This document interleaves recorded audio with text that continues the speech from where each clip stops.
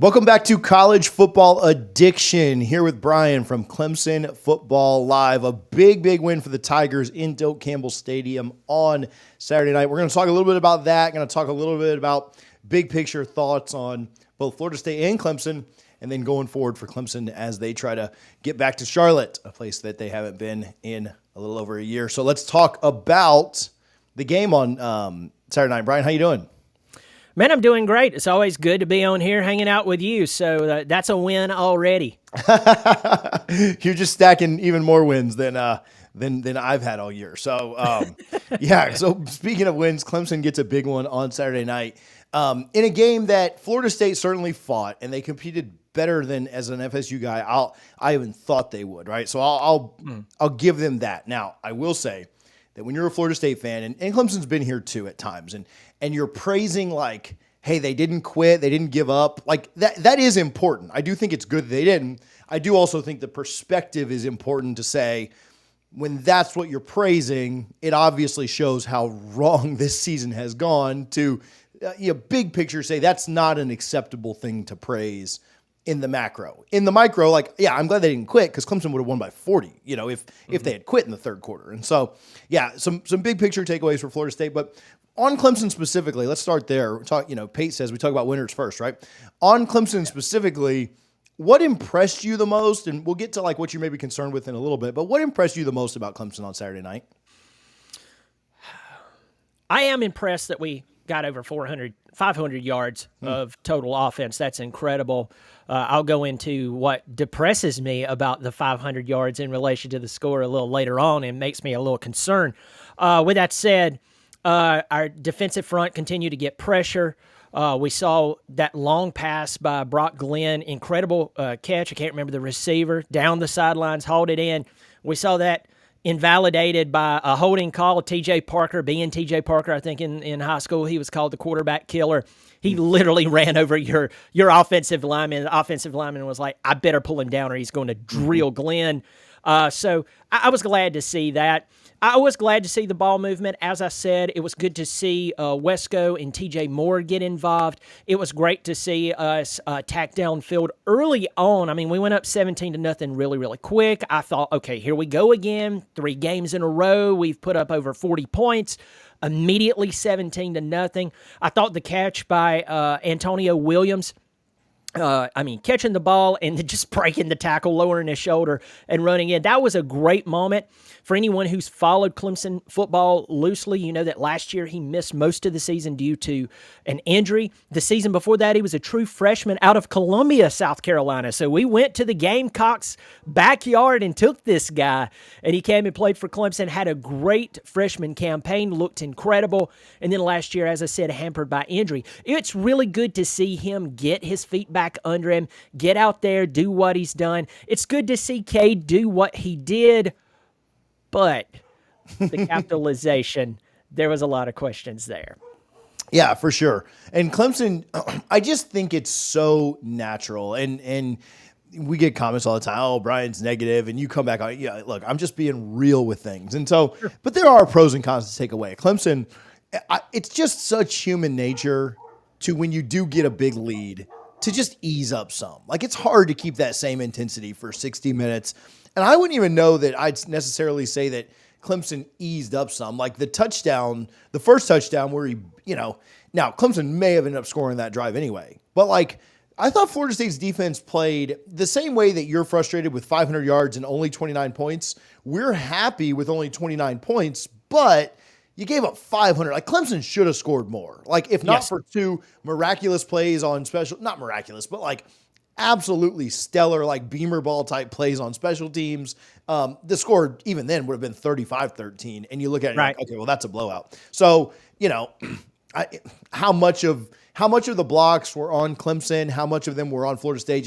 I think Florida State's now blocked like 6 kicks in the last 2.5 years. Like, wow, they do that a lot. They did it against SMU. They did it, obviously, they had 2 in the LSU game in New Orleans. Like, they do this a lot. Like, this isn't just Clemson was bad one game on special teams. They do it a lot under Norvell, and it has been a staple of the team. And but even you take the 2 blocks away, Florida State's defense obviously bowed up in the red zone a lot and forced 5 field goal attempts. And they do. They play bend, don't break. And that frustrates Florida State fans, and it leads to a lot of yards from the other team. But I almost wonder, like, if the very first touchdown, if our defensive back, like, just wraps up and you stop Clemson, like, does that turn into another field goal attempt, right? If you don't have the guy bouncing off of you and the two defenders running into each other like Home Alone, like Harry and Marv is what it looked like. You're just like, oh gosh, what a way to start. Yeah. But but I think it's both. I think Florida State's defense does bow up in the red zone. It's one of the more talented defenses, obviously outside of Georgia, that Clemson will see this year. Now, it's not one of what I would say maybe the better playing defenses, but they are talented. And I do think that when they get in that red zone, they bow up. And I also think, now, and maybe I'll let you lead into like some of your frustration here. I don't want to say that Clemson got conservative in the red zone, but I also think that Clemson knew, like, hey, field goals actually could win this game. Like, let's not do anything. And I really don't, Clemson fans want 1 million points. Like, they wanted to score 40 or 50 because Florida State's not good this year. And I get that. But I also think that Dabo and the OC, I think they knew, like, let's not turn the ball over in the red zone. Like, field goals can and will win this game. Like, Clemson could have just kicked the 5 field goals they had and they would have won, right? Like, and they never even really needed a touchdown. Now, they got touchdowns on top of it, which certainly helps. But I also think that kind of played into it a little bit. And maybe getting Florida State's defense bowing up and Clemson maybe getting a little bit conservative because there was no reason to risk anything on the road in the ACC. Now, I'm sure that frustrates Clemson fans, but from a strategic standpoint, I think Dabo is just like, get out of here with a win. Like, this team has too much talent to like take risks. And I don't think Clemson had to take any risks on Saturday night. I mean, that's true. The fan base is kind of split right now. There's people who's just thrilled to get out of that game with a win. Because remember, at the end of the night, Bama had lost to Vanderbilt. Yeah. Miami almost lost. Should have lost to Cal, yeah. Should have lost to Cal. Michigan lost to Washington. Tennessee lost to Arkansas. I mean, we could keep Missouri. going. So, yeah. Missouri got throttled. So, I went to bed. I went to bed right after the game and woke up to find out all these teams had lost. And then, so my post-game video, I want to say I was throttling Clemson, but I was pretty tough on them. I was rough on them, as I normally am. They're big boys. I'm tough on their coaches. Why? They're paid ungodly money. If a guy on YouTube can ruin their day, I think they've got bigger problems. But anyway, so I'm glad to get out of that game with a win, based off of what happened all day. But here is something I keep coming back to, TJ. You beat a bad team bad. No offense, Florida State. You beat a bad team bad. We're saying worse. Okay? We're saying worse about ourselves, I promise. Right. I bet so. And on my show, I talked about the word if. If Florida State's wide receivers would have caught the football. Brock Lynn cannot go out there and catch the football. And by the way, if he does, give him the greatest NIL deal of all time. I mean, the guy came out there and balled. He played fantastic. I was impressed with him. But his wide receivers have to catch the football. And how many times did they get down the field, beat Clemson for whatever reason, and drop the football? I mean, we're talking about a different game here had they done that. But some of my commenters and some of my viewers who are faithful and we get along, we agree on a lot, disagree on some things, just said, Brian, if. Well, you know what? If didn't happen, Brian. We won. Enjoy it. And I agree with that. I've said that. Enjoy the win. But, TJ, here's what I want to make a point to not only Clemson fans about if, to every team about if. One day, if will show up. Mm-hmm. One day, you will play a team, and they will be good. And there will not be if they catch the ball. It is when they will catch the ball. Yeah. What are you going to do then? When they are catching the football. And I'll tell you this, Georgia is the only other team I saw exploit our secondary like y'all did the other night. Now, I'm not saying to the breadth, but that was the last team that was able to do that. And, Clemson's defense is pretty doggone good. Wes Goodwin's running a pretty good show over there. But yeah, y'all did a good job. The message I have to the Clemson community is this: enjoy winning. Enjoy winning. That's fine. But Clemson has to get better, because the last thing we want to do in Clemson is go to the playoff and get TCU'd. Yeah. You don't want to do that, because it's hard to recover from that. Just ask TCU. Yeah.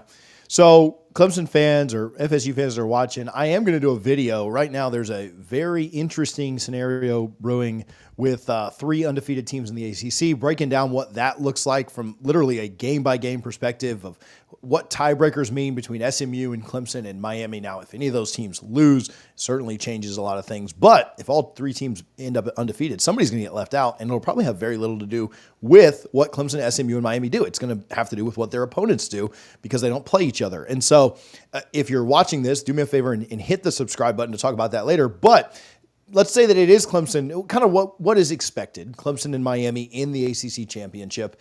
I don't think that a couple of things that will go Clemson's way or potentially the other way. I don't think that Dabo would be as conservative, and I know it's Riley. I know it's not Dabo calling the plays. That's fine, but I know it's to be determined. I don't think the staff would be as conservative against a team like Miami. I think they would be a little more aggressive. Now Miami's been weird the last couple of weeks. Don't get me wrong, Right? but I don't know that they would settle for as many field goals. Now, they're not going for it on 4th and 12s and stuff that they ended up kicking. I get that. But I do think they'd be a little more aggressive with play calling. I think they'd try and score a little more because I think against Miami, you can't kick 5 field goals and expect to win. And so I think in a little bit different situation, that obviously wouldn't be on the road. I'd still think Clemson would have a 60-40 crowd advantage over Miami. We make all the attendance jokes, but Miami fans travel decently. And so, but I think in Charlotte, it would look a little different. I'd expect it to look a little different in that scenario. However, I don't think Miami's wide receivers are going to drop the ball like Florida State's did. What's funny, not funny if you're an FSU fan, but what's funny is Florida State had the best quarterback rating. Brock Lim was one of the highest rated quarterbacks in the country, according to PFF grades. And some people love and hate PFF grades. Florida State, it was the best that we gotten all year. The best grade. Second was DJ against Georgia Tech. He actually had a pretty good game there. He was in the 80s. Brock's QBR was the best that it had been all year. The wide receivers had the worst game that they had all year. And so it's just like, man, maybe they were surprised the ball was getting to them. I don't know. But way to not help out your quarterback. And there's also this, I saw somebody else talk about this. You look at getting beat on the offensive line. Now, again, Florida State's probably not going to see too many more offensive lines that are as good as Clemson's. Defensive lines that are as good as Clemson's. Miami's will be good. Notre Dame's will be good. But probably not that level. And there's getting beat on a rep. And then there's getting beat so bad that you're not competitive. And a lot of times Florida State's offensive line just wasn't even competitive. Guys were in Brock's face immediately. And that's obviously a credit to not only Clemson's defensive line, but a very big issue with Florida State's O-line. And I think that impacted too. Well, Miami's offensive line is much, much better. When you play in Charlotte, if that matchup ends up happening, they're not going to just get whipped at times. Now, I think Clemson will win several reps.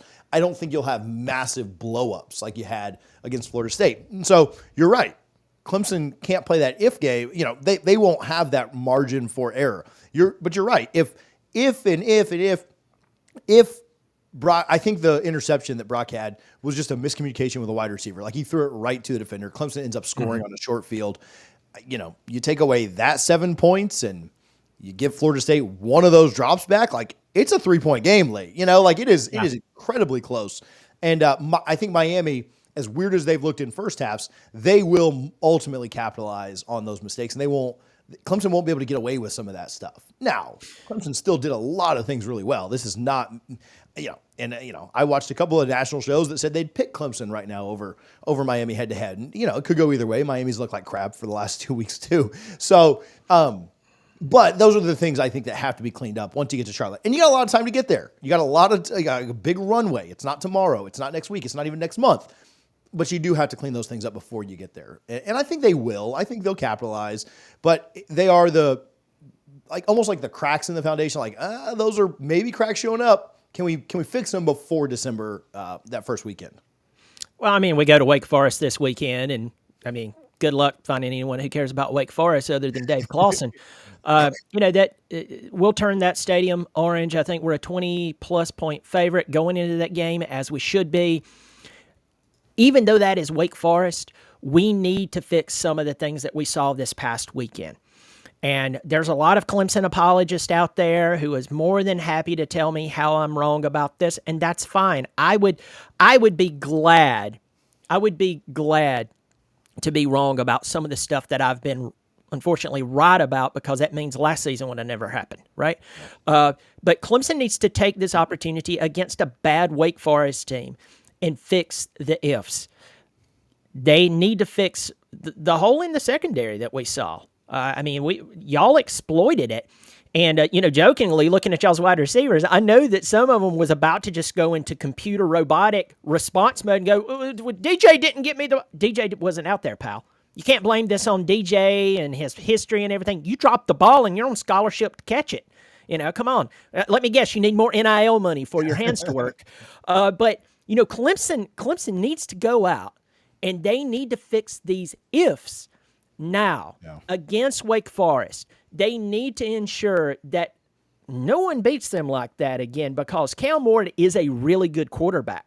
And he's going to extend those plays even with the rush that we have. So even if he does, throw in there what you just said. He has the offensive line to give him some more time. So you take those variables and you combine it with better wide receiver play. We better be on our game. But we have now, up to that point, to fix things. And, I'll say it here. If we are going to end up going to the college football playoff and getting TCU'd, I hope we get upset to where that doesn't happen, because I think that, I know that's sacrilege, but my point is, fans drunk on the current season, they're too inebriated to look at the long-term effects of what that does to a team for years to come. So, it's time to fix if now. I sound like a Clemson apologist here on this too. I also think that Clemson's game plan defensively probably did not account for Brock Glenn to throw the ball as many times as he did. He threw the ball 40 plus times. And you should certainly be able to adjust and move some things around.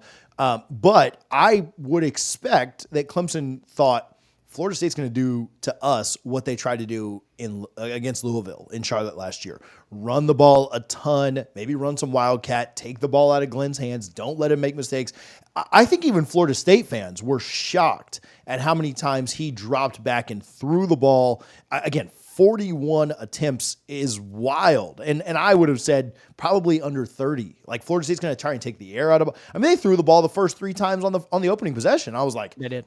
Man, what are these guys doing? And I was okay with it. I was like, yeah, that's fine. Like, go down swinging, right? Like, I didn't want to, now it worked out and you got the field goal blocks and you bowed up in the red zone. And so it didn't get as embarrassing. But like, if you'd have told me we're going to throw the ball 40 times before the game, I'd be like, we're getting blown out. Like, that ain't a good thing. So I do think that Clemson's defensive coaches will have a better game plan against Miami and be expecting the pass a lot more from a quarterback like Cam Ward as opposed to Brock Glenn. I don't want to say they were shocked, but I think that probably surprised them a little bit. And as more film comes out on Glenn, he ain't going to be able to throw the ball 40 times up at Notre Dame. Like, there will be enough film on him to say, like, all right, well, here's his first read or second read. Like, here's how you combat that. And I do think it put Clemson's defense and defensive coaches in a tougher spot because they didn't expect Brock to, first of all, throw as many times as he did or do it as well as he did. Like, we were shocked that he threw that much and threw that well. And that's probably a little bit of a hindrance to Clemson's defense. And even all that said, they still only gave up 13 points, right? Like, they gave up 2 touchdowns the whole game in a game that, I think both times that Florida State scored, one time they were down 3 scores and then the other time they were down 2 scores. So maybe we'll give Clemson's defense and defensive coaches a little bit of a break there too. Yeah, if there's one young man that I believe, now I'm not going to overhype him, but just given the situations, the 3 teams that he's played, how he walked out there like a man and responded. I don't watch film but post-game interviews with Brock Glenn, but I've never heard him throw his coaches nor his team under the bus. So, maybe y'all know that and I don't, so please share. But if there's one young man who just took his transfer portal stock through the roof, it's Brock Glenn. Yeah, it's Brock Glenn is a guy who could probably look at his head coach and say, look, I know you have your reasons for going and getting someone else. How did that work out for you? Yeah. Look who's playing mop-up duty, coach. And, maybe if anyone should demand more NIL dollars or put the pressure on the Florida State coaches to make a move, it's Brock Glenn. The guy came out, played well. That touchdown pass he made, that was a man's throw. Yeah. I had text coming in to me during the game going, "Oh my God, this guy can sling it," and he did. So Yeah. I believe you're right. They caught Clemson off guard because they're like, they're not going to let this guy with a poor hairdo come out and throw on us like crazy. I mean, Brock, we know your hair's thinning, man. My hair's thinning too. Just go ahead and go with it. Same. Anyway. But then again, I'm not 20. But no. The guy came out and he played really, really well, and that was very impressive. I said before the game, I even talked to you about it. They're a team who has nothing to lose. Yeah. They've already lost. So they did give us that effort. They did a really, really good job. And, for y'all, if I'm a Florida State fan, and I'm not, I would be looking at Brock Glenn going, this guy may be able to whittle out some wins for us and make our season not – you're not going to be able to recover to the level that the Florida State community wants to recover to, but maybe he gets you to 500. Yeah. And I mean, that guy could do it. And you know what? I'm pulling for you to beat Miami. Not because I don't want to play Miami. It's because I just don't buy Miami until Miami proves to me that they are legitimate. So there we go. But Clemson has to just continue to use game in and game out to continue to get better. I am happy with our offensive line play, even though there was times y'all did overwhelm them at times, because I'm telling you, the offensive line play at Clemson has been terrible. Matt Luke and his presence there, iron sharpens iron, and he's proven that game in and game out. So I'm just hoping that we see that continue to come to fruition. And also, you talked about the conservative play call. That was a great look. A lot of people great take. A lot of people in the Clemson community has been looking at the play calls once we got to a certain part of the field and go, what's going on here? When we lost to Duke last year in that opening game, we rushed for over 200. We passed for over 200. And there was some absurd stat that said if we did that, we had won like 100 times to nothing. I mean, It was like we always won until that night. So that's the reason I harp on if that. So it was frustrating. Kudos to Florida State for bending and not breaking, but kudos to Clemson for going in, winning, and we live to see another day, and hopefully we're turning this thing around. Yeah. If we play the if game, and we've probably said that more than any other word in this, but some of those turnovers down at the goal line against Duke, on the road, in the ACC, all those things, you're playing Florida State, a very talented team. If Clemson turns the ball over twice in the red zone this game, like they did, well, I guess they turned over, 3 times in the red zone against Duke, but 2 like on the 1-yard line. If they do that in this game, they probably lose. Like Florida State probably, you take 14 points away and then you give 2 extra possessions to the Noles. I mean, Florida State probably finds a way to win. And so, again, if I'm a Clemson fan, I'm frustrated at the conservative play calling. But to me, I don't know if you watched the Florida UCF game. To me, it was kind of the same thing there. Napier and them got up 24-3 or 24-6, and then they basically stopped trying on offense. They were like, you can't score enough to get back to this. You can't get close to us. And that's a dangerous thing to do because if the other team does start scoring, it's hard to turn it back on offense. But Clemson continued to move the ball pretty well the whole game, and that was kind of the difference in the Florida UCF and Clemson Florida State thing is Clemson, Florida State cuts it to 10, and if they'd gotten the 2-point conversion, it'd been a 1-score game. The next play, Moffa runs off a 50-yard dash, and you're like, okay, well, this game's over at this point, And they kick the field goal to go back up 2 scores. I think you're just playing the percentages there, like of, hey, should we really run the ball here? Is Florida State really going to score 2 more touchdowns with 6 minutes to go? So I get the frustration there, but again, from the Clemson fan base, at the same time, I think you get out of there with a win. So, all right, big picture, you look at the rest of the schedule, you look at what Clemson's got left, and I'll pull it up here. I'll look at it right here. At Wake, you'd be shocked if they lost either of the next 2 weekends, at Wake or against Virginia, coming to Clemson on that next Saturday. Louisville at home, I think that works out well. Like Blacksburg can be tricky. They played Miami fairly well. Pittsburgh looks like a little bit better team than maybe we expected. That's on the road. They always play super physical. I still really favor Clemson in that one. And then you got the Citadel in the rivalry game at the end. The rivalry game honestly probably means less for the ACC. Obviously it means way less for the ACC, but may mean less for the championship or the playoff because it'll really matter what happens in Charlotte at that point. And so, Clemson, I think, is in a really good spot. I do think the schedule sets up pretty favorably. Little spoiler alert, if anybody's still watching, 25 minutes into this thing, we if the season ended today with the three-way tie of Clemson, SMU, and Miami, Clemson and SMU would be in. Miami would be out. Now, that's a virtue of opponent records. That's nothing to do with Miami or their strength of wins or anything like that. It is literally just the opponent's records, and that's the tiebreaker we're at right now. And so if Clemson can hold serve, you kind of like cheer for the opponents you've beaten because you need their records to be good. Clemson would be there. And I still think, now if something weird happens where all three teams get in and there's a team that gets left out because of that, Clemson at 11-1, I think still gets in the playoff because they'll be a top 10 team if they somehow get left out of the ACC championship because the other two teams went out. But I still think that has to, and I know you said like, well, if we're going to go get TCU'd or whatever, but the expectation for Clemson still has to be to go to the playoff. Like I think at this point in the season, considering who they play, they're going to be a favorite in every single game. Clemson has to go to the playoff this year. Well, the expectations of the fan base, and I'm not going to speak for the fan base as a whole because I'm part of the fan base and you know my views. But the expectations of the fan base over the past couple of years has actually taken a few steps back. Like when Dabo came on the scene many years ago, and we finally got our first 10-win season in, good grief, early 90s, like 1990 or somewhere in there, I don't know. He said, hey, I know y'all are all excited we got 10 wins and we're going to the first ACC championship game that we've ever been to since it's became a ACC championship game. Mm-hmm. But this is not the goal. It's part of the goal. It's the stepping stone to the goal, right? And the goal is to be a legitimate national championship contender that we can go in, play the big games, and actually win them.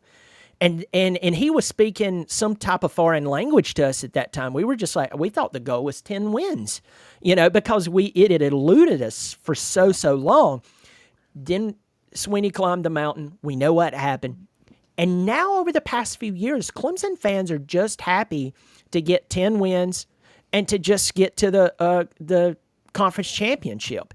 And if they make it to the college football playoff, you have some out there who's been weather-worn over the few years. Not all of us. I'm not speaking for all of us, but there's a lot of Clemson fans out there who would just be thrilled to go to the college football playoff. And even if the other team ripped the logo off the side of our helmet, they would go, well, you can't win them all. That's the loser's creed. And that's not how Sweeney built this program. Sweeney with a great story all the way from his childhood, all through college, all the way up to taking the job at Clemson as a wide receivers coach, becoming the head coach, doing what he did. He never once gave into a loser's creed, but there is a lot of people who would be fine if we made it to the college football playoff and got demoralized. Well, I, for one, am not one of those people. I respect Clemson much more than that. I respect our players much more than that. I respect our coaching staff much more than that. Well, most of them. And my point there is we stand a good chance of making it to the college football playoff. We stand a good chance because of our schedule and because of the lack of the strength of the ACC to make it there. But I am not part of the crowd who would be fine getting TCU'd or getting slammed around or smacked around and people going, see, they didn't belong, because it'll do a lot of damage. I do hope that we're truly growing week in and week out. And this past weekend made some people who maybe are not admitting it, they're now pumping the brakes on the Clemson explosion and the Clemson has returned bus. So we will see, but Clemson's just got to improve week in and week out. Yeah. I also think that the way things set up, I think that, my take is, and most of it has to do with how much chaos happened last week. My take is that if Clemson goes undefeated and loses a close game to, let's say, Miami, I still think they both get in. I think if Clemson has two top five, at that point, if Miami's undefeated, they're going to have two top five losses. I still think that Clemson at that point would probably get in, mostly because Missouri just got, all of these other teams are hitting landmines that Clemson really hasn't hit yet, right? You're going to put Ole Miss that lost to Kentucky in. You're going to put, Bama wins out, they're fine, but Bama lost to Vandy. You're looking at the losses and you're saying, well, Missouri loses to A&M, it gets blown out. Clemson's losses are much. Now, where are their quality wins? What happened there? You probably need Pittsburgh to keep winning. But I still think it's almost like they view the bad losses as worse than anything else. And so we'll see. You'd also have, if it was Alabama, you'd have the head-to-head with Georgia. But I don't. And my take is you shouldn't penalize teams for making a conference championship. Sure. Like if a team makes now, if you lose by 40 to Miami, yeah, you probably don't deserve to be in. But you play a close game with a top 5 team that's undefeated, and you lose by 3. You were probably supposed to lose by 3. You know, you're playing an undefeated top 5 team. Yeah. We're not going to penalize you for earning a spot in the conference championship. So that's, we'll see. The committee obviously does things that I don't approve of. As going back to last year, I've heard that. I'll still whine about it. About that. Yeah. Brian, I appreciate you a ton. Where can people follow you? Where can they find more of your work? Yeah, you can find me on YouTube at Clemson Football Live. Drop by, let me know that you saw me on this channel. I talk about, obviously, I've got all my Clemson garb around me, but I talk about other college football teams. I have you on the show. I have other podcasters and YouTubers from other teams come on the show, talk some trash, have some fun. We keep it civil, but we have some fun. And so drop by and let me know that you saw me. Yeah. Well, I appreciate your time, man. Good luck the rest of the way. We weren't rooting for you on Saturday night, but we're probably hoping you can win in December. So, well, I'll definitely be pulling for you. I'll definitely be pulling for you against Miami. So, thanks for having me on. It's always fun. Thanks, buddy.